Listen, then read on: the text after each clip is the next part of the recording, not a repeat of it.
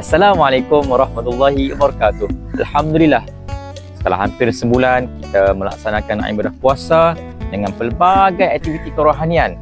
Antaranya kita bersolat sunat tarawih di malam hari, kita bertadarus Al-Quran, kita bersedekah dan pelbagai lagi ibadah-ibadah yang lain kita lakukan.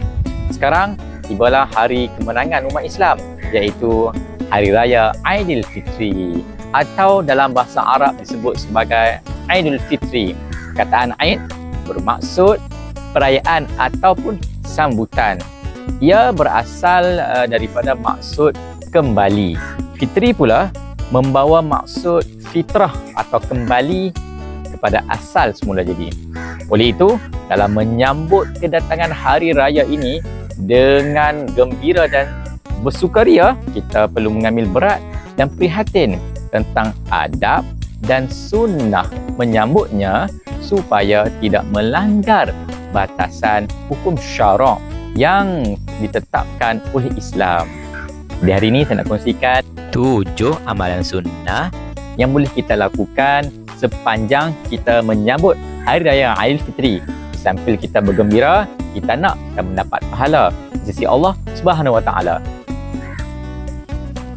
Yang pertama, kita menghidupkan malam hari raya. Menghidupkan malam raya dengan beribadah kepada Allah Subhanahu Wa Taala, seperti melakukan solat dan berzikir, membaca Al-Quran, bertasbih, bertahmid dan beristighfar dan sebagainya. Kerana apa? Kerana Nabi Muhammad SAW bersabda yang bermaksud, sesiapa yang menghidupkan 2 malam raya ikhlas kerana Allah, niscaya hatinya tidak mati pada hari yang mati segala hati. Hadis riwayat Ibnu Majah. Yang kedua, mandi sunat Hari Raya Aidilfitri.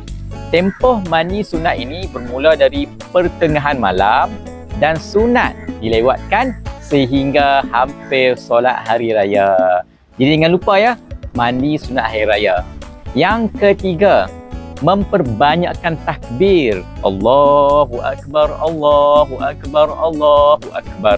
Takbir Hari Raya Aidilfitri boleh kita baca, boleh kita laungkan bermula dari terbenam matahari akhir Ramadan hinggalah sebelum menunaikan solat sunat Hari Raya di pagi Hari Raya itu.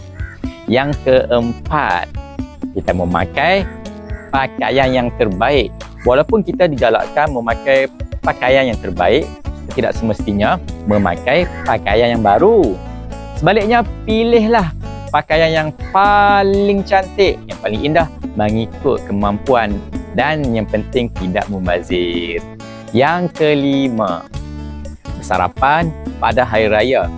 Rasulullah SAW tidak akan berangkat untuk melaksanakan solat sunat hari raya sehingga baginda akan makan dulu, memakan beberapa butir kurma. Ini hadis yang diriwayatkan oleh Al-Bukhari. Perbuatan Rasulullah SAW ini menunjukkan hari kebesaran umat Islam adalah juga diharamkan untuk berpuasa. Nak membezakan, sebulan yang kita telah berpuasa, hari ini hari raya, dah tak puasa lagi dah, kita makan dulu. Yang keenam, menunaikan solat Hari Raya Aidilfitri. Solat Hari Raya ini adalah sunat muakkad. Ini kerana Rasulullah SAW tidak pernah meninggalkan sejak mula disyariatkan sehinggalah baginda wafat. Yang ketujuh, puasa sunat 6 hari ataupun lebih dikenali sebagai puasa 6 mempunyai banyak kelebihannya seperti mana yang disebutkan oleh Rasulullah SAW dalam hadisnya yang bermaksud, barang siapa yang berpuasa di bulan Ramadan kemudian diikuti pula dengan 6 hari di bulan Syawal, ianya bersamaan dengan berpuasa sepanjang tahun. Hadis riwayat Muslim. Untung kan? Kita puasa 6 hari, kita tambah dengan puasa Ramadan, automatik kita akan jadi satu gabungan yang pahalanya umpama 1 tahun. Ia boleh dilakukan pada bila-bila masa sahaja dalam bulan Syawal, kecuali hari raya lah. Untuk Syawal tak boleh. Jadi kita boleh buat secara direct ataupun nak selang-seli pun boleh. Jadi sama-samalah kita mencari keberkatan, meraih pahala di Aidilfitri. Mudah-mudahan kita beroleh manfaat. Wallahu a'lam. Assalamualaikum warahmatullahi wabarakatuh.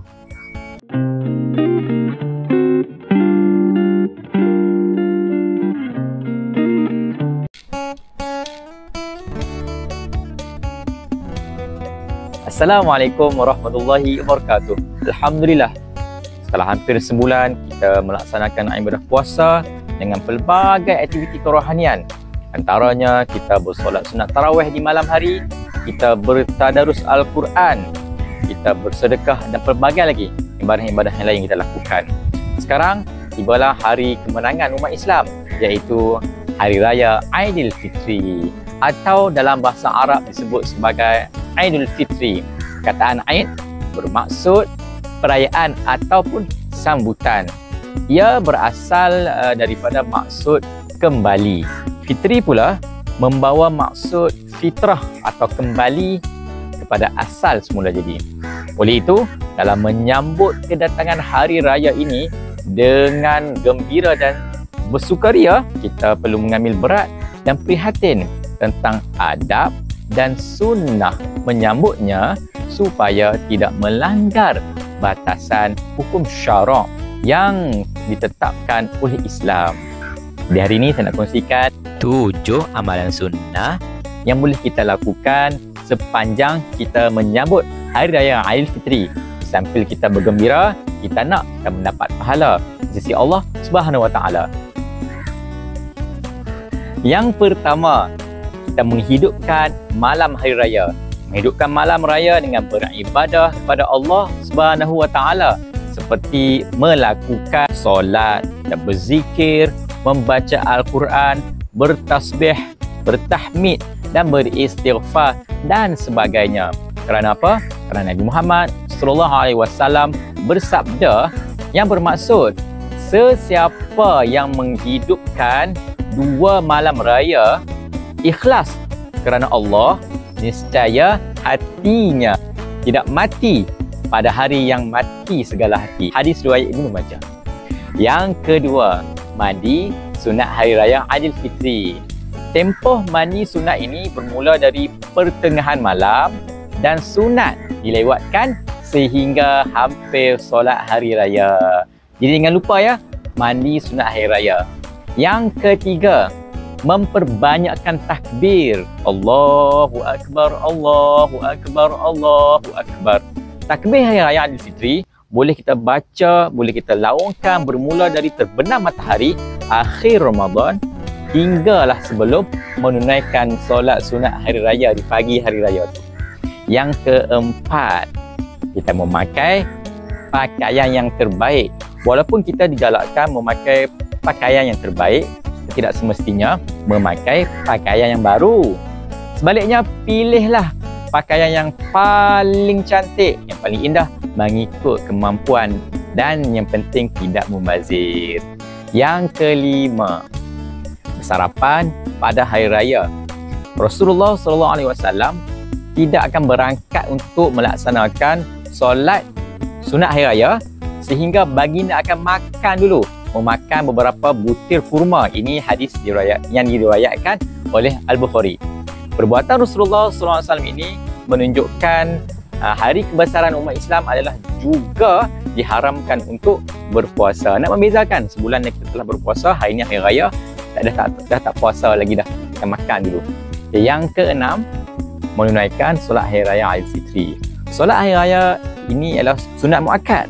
Ini kerana Rasulullah SAW tidak pernah meninggalkan sejak mula disyariatkan sehinggalah baginda wafat. Yang ketujuh, puasa sunat 6 hari ataupun lebih dikenali sebagai puasa 6 mempunyai banyak kelebihannya seperti mana yang disebutkan oleh Rasulullah SAW dalam hadisnya yang bermaksud, barang siapa yang berpuasa di bulan Ramadan kemudian diikuti pula dengan 6 hari di bulan Syawal, ianya bersamaan dengan berpuasa sepanjang tahun.